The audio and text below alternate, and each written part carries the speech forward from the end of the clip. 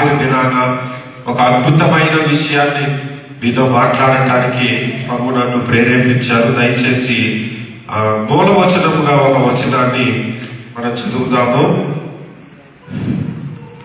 రాజుల మొదటి గ్రంథము 17వ అధ్యాయము మొదటి వచనం.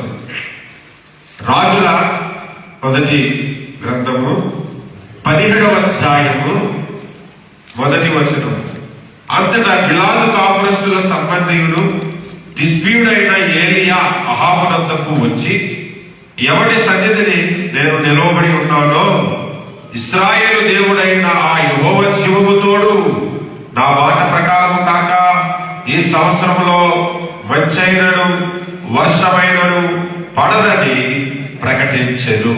ప్రార్థన చేసుకుందాం. ప్రేమ కలిగిన మా తండ్రి, నీకు స్తోత్రాలు స్తుతులు చెల్లిస్తున్నాము దేవా. కరుణ